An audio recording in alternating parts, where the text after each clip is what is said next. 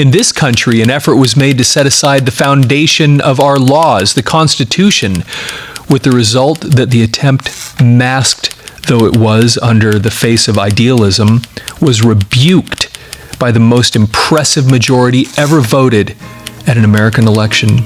Hey there, welcome to Headlines and Voices. What we do here is we read amazing newspaper articles from across the United States that are a century or more old. We have some really awesome stuff that we read here. Of course, if you like this kind of thing, please like this video, share it with others.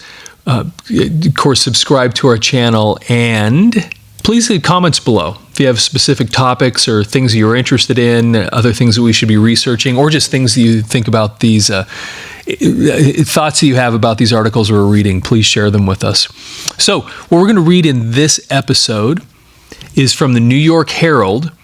It's from January 2nd, 1921. And as we're recording these things, we're right at the time that we're going from 2020 to 2021. And we thought it'd be interesting to go back and do some of these articles from exactly 100 years ago. So this one is from January 2nd, 1921. And this article is called These 20 Years. The first fifth of the 20th century ended last Friday night. These 2 decades have been eventful and memorable.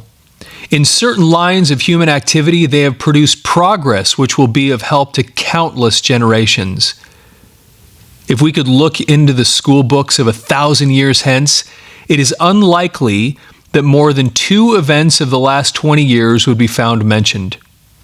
One of these is the war, and the other is Einstein's discovery of the theory of relativity. The children of 2920 will, we hope, be able to discover that the good fruits of the war eventually more than compensated for the evil of the war itself.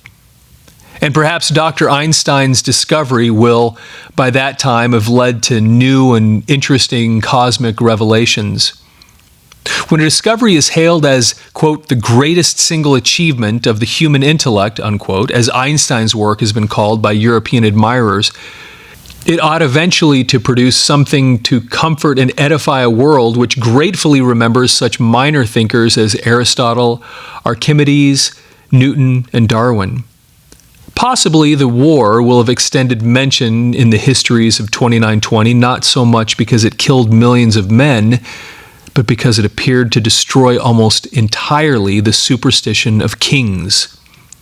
For in the first fifth of the century, we have seen monarchs go like discarded toys, whether in lethargic China and revolutionary Russia or in enlightened Central Europe.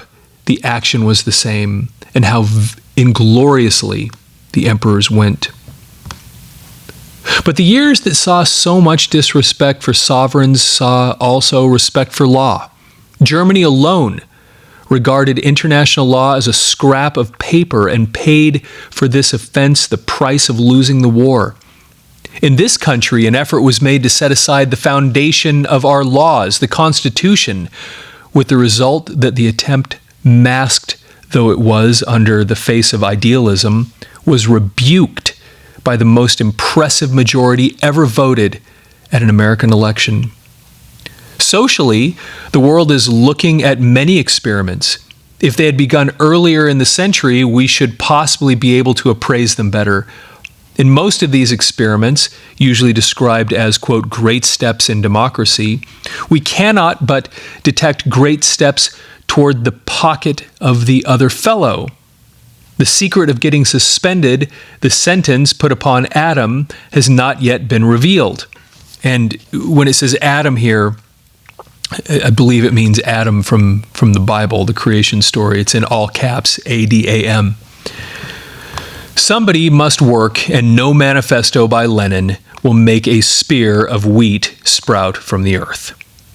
There has been, however, some real social advance in the 20 years. In this country and in others, woman has been permitted to have all the privileges of citizenship which should have been hers long before and which were only denied her because of Neolithic prejudice.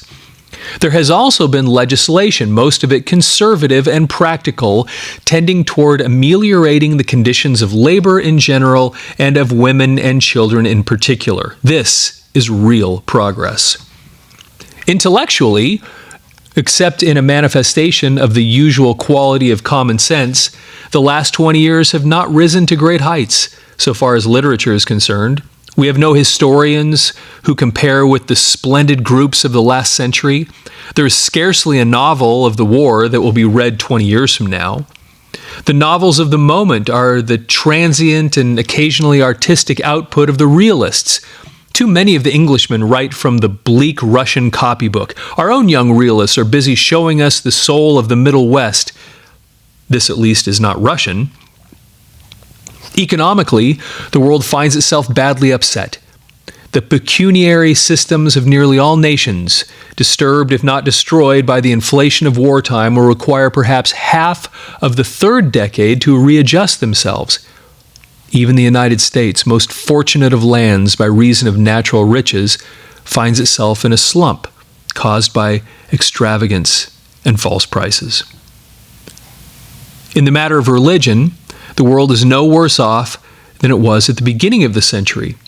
Perhaps it has improved a little. It is true, however, that the, quote, great spiritual uplift, unquote, which the optimists looked for as a result of the war, was not generally a lasting influence.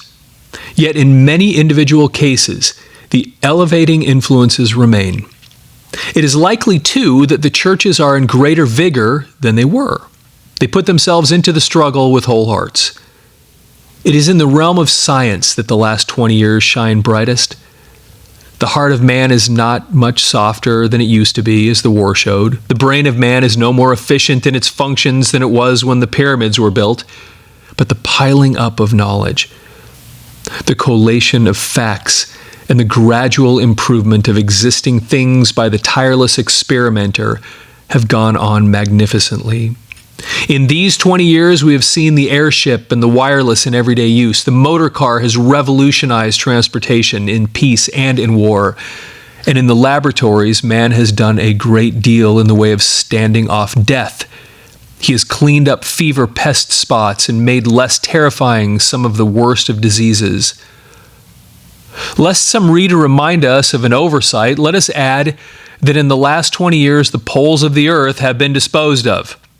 Mankind had long known that the poles were there and that their discovery would add nothing to our material good, but there was always a desire to have them visited.